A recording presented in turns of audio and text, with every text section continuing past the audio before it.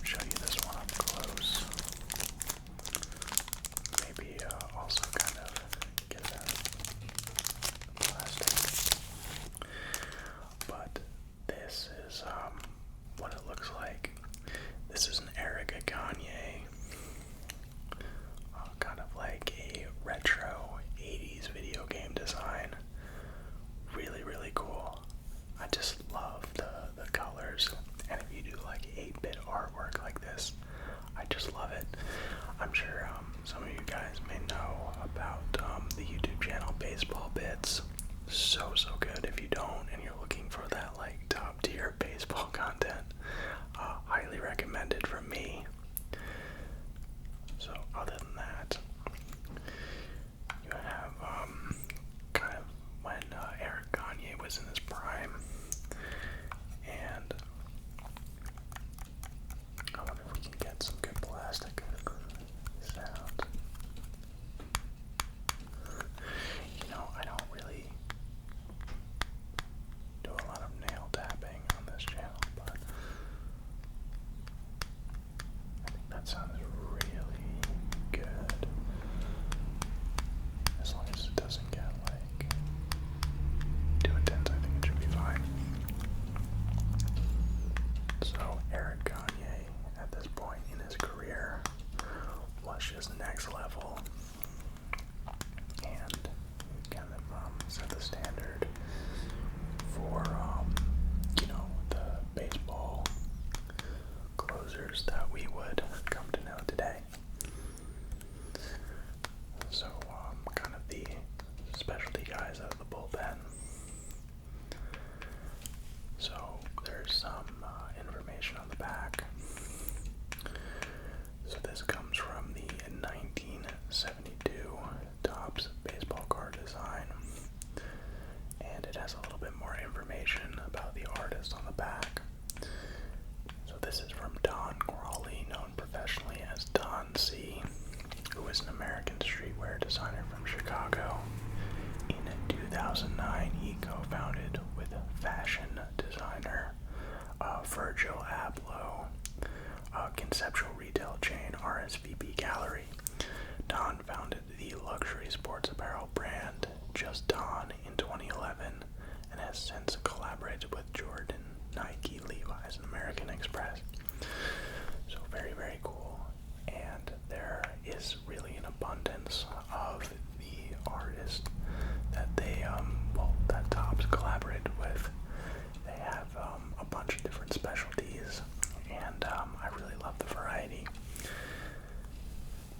So let me put that one down and show you guys the next. The next one. Are you ready? Drum roll, please.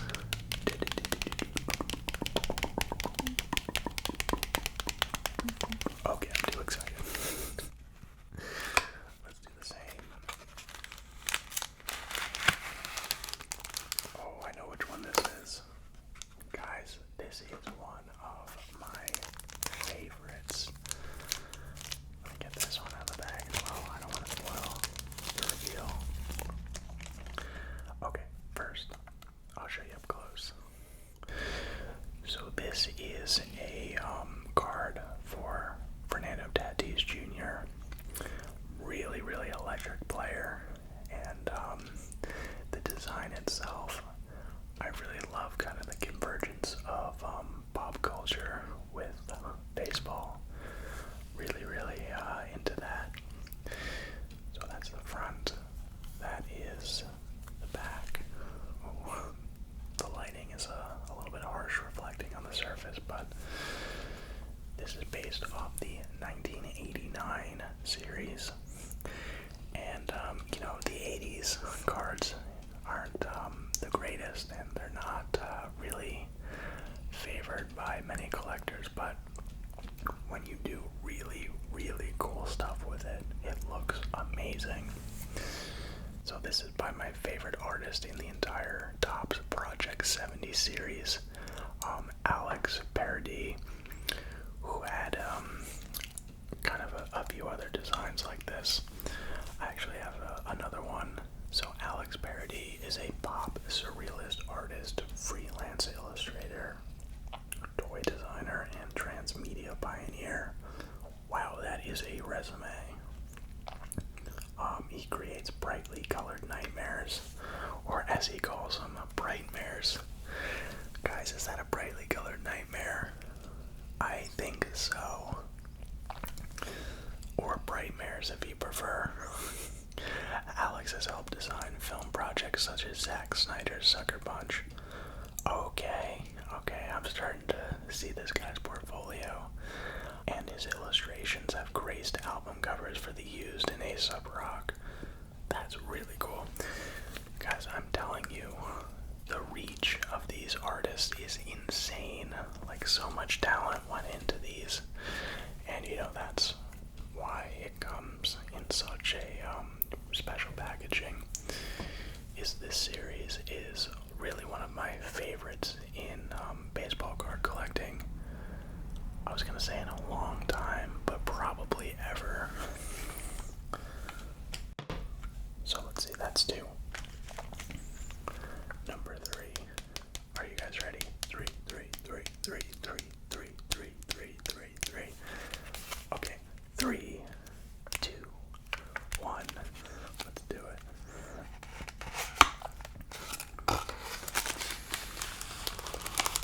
Oh, this one's another good one.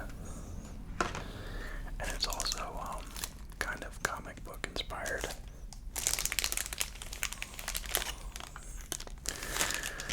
This next one is from Mookie Betts of the Dodgers, formerly of the Boston Red Sox.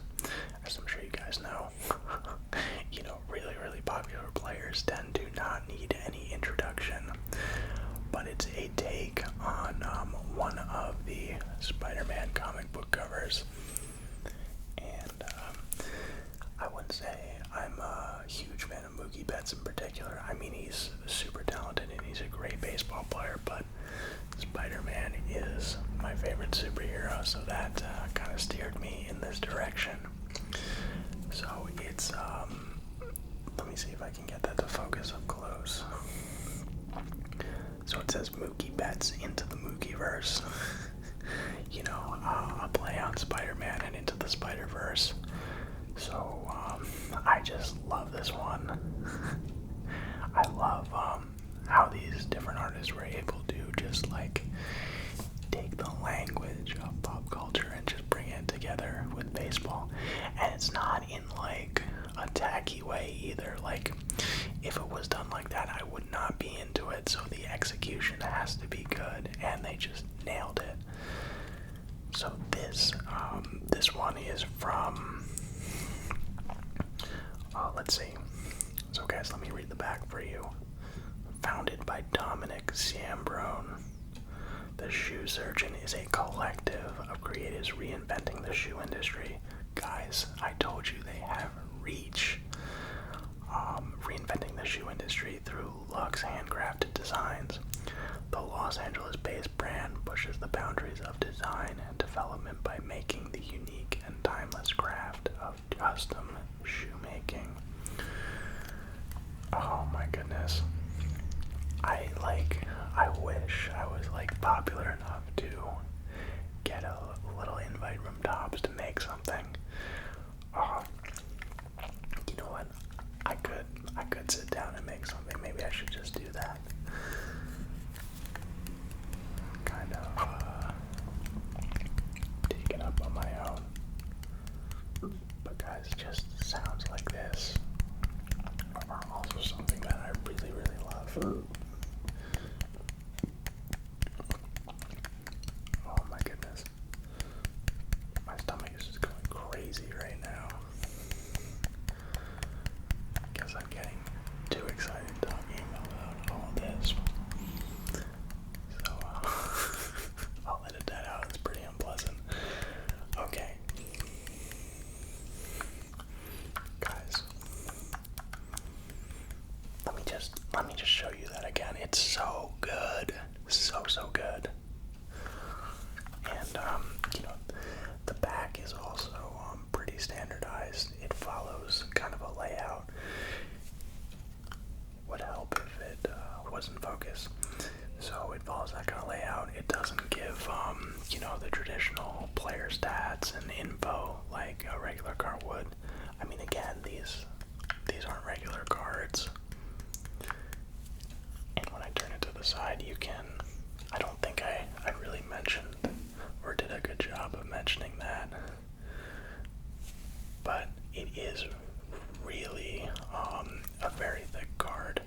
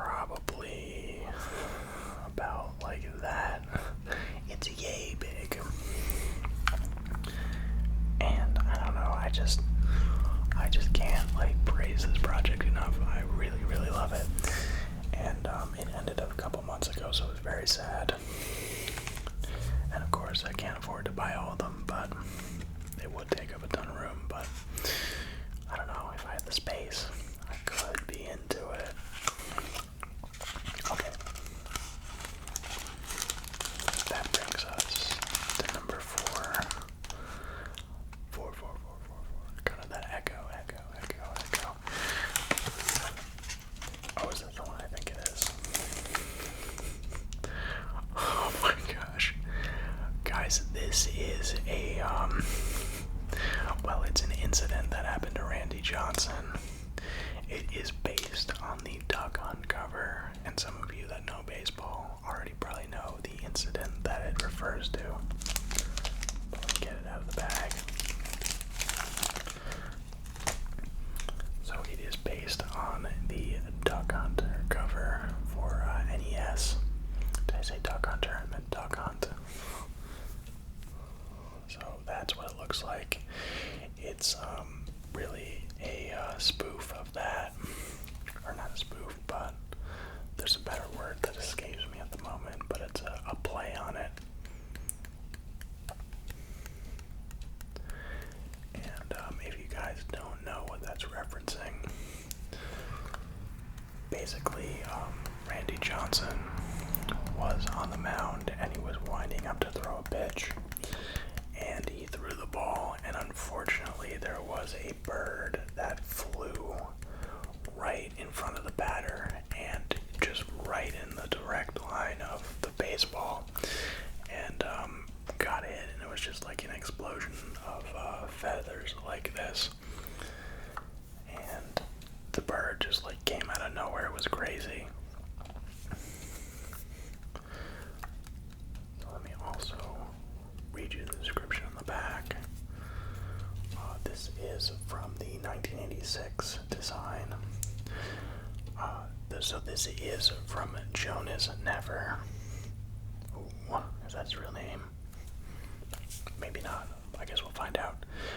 Who's an LA native and has taken a unique path from relief pitcher to muralist. Wow, that is some range. And you can tell that this guy's into baseball. That is wild. A reliever, and then two. I'm just really thinking, because like being a relief pitcher in baseball is very hard, and being a muralist is also very hard. So I guess this guy just does difficult things, and really executed this one quite nicely. So when his baseball career ended, he stayed close to the game by painting large-scale realistic murals of his favorite players and teams. Growing up in the heart of Screenland has also influenced his murals as they feature many movies and shows filmed in Southern California. So very, very, very cool. And this one is definitely influenced by pop culture as well. The Duck Hunt cover specifically. And, I do check the analytics from time to time, and the audience does skew younger. And the NES, or the NES, was a little bit before my time, but it's something that my dad had and passed down to me, so I play that from time to time. And number 5. Let's do it.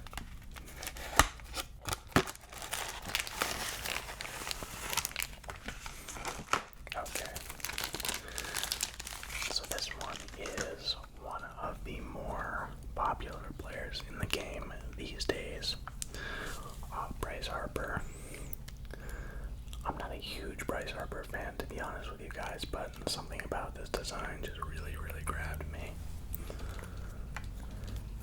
So let me show you that. And there it is. So really enjoy this one. And the design itself is just wild. There's so much happening. So this is based on the 1994 Topps cards. And this person, their artist name is very, very cool. It's Distort with T-E-D-D, who is a Philly-born Dominican visual artist, illustrator, and animator. Guys, these artists come to play armed with a pen, a paintbrush, a canvas, or a sketch pad. She creates her own original characters as well as twists on pop culture fixtures. And this is definitely a twist on that. She has collaborated with many global brands and produce music. Wow, produce music videos for notable musicians. Oh my goodness. That is wild and so cool. I'd love to produce a music video. I think you guys know I'm pretty into music. I am literally wearing a Mookieverse t-shirt right now. And the colors of this are really cool. As you guys know, I really like this kind of blue, and just it's a nice pastel kind of tones to it. So let's see.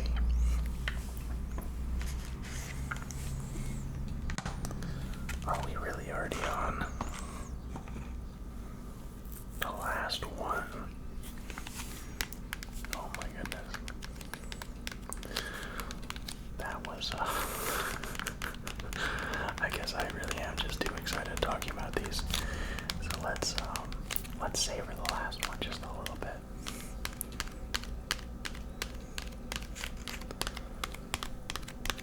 Let's make some good tapping sounds. And then we can sort of ease into the reveal.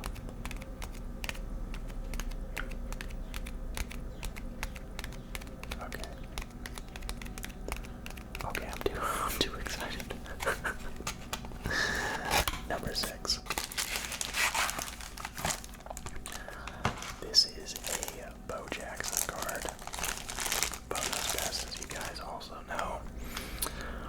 Let me show you up close once more. I think you guys know the order of things. So it looks something like that, and the colors just really drew me to it. Like with it being black and blue, it just works so well together. And I love the graffiti style to it. Just that really, it's so visual, it's so dynamic, and there's something about it with like the thicker lines and just the way that it says Bo. And I don't know, once I saw this, I was just like, I just gotta grab that. And it's got the crown on top of the B, and it's just got a lot of really cool details that I enjoy. And the broken bat from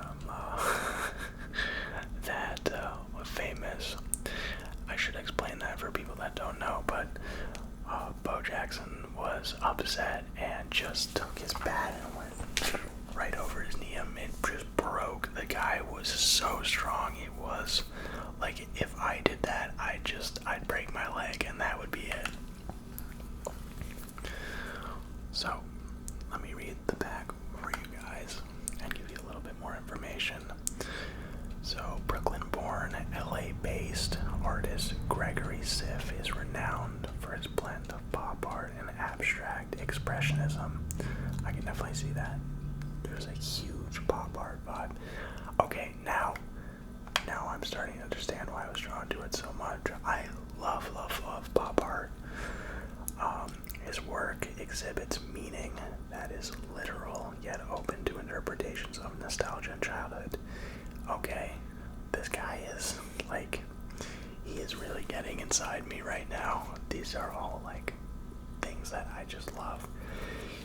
He's collaborated with Saint Laurent, Mercedes-Benz, MoMA, PS1, MLB, and Stance, among other global brands and museums. I've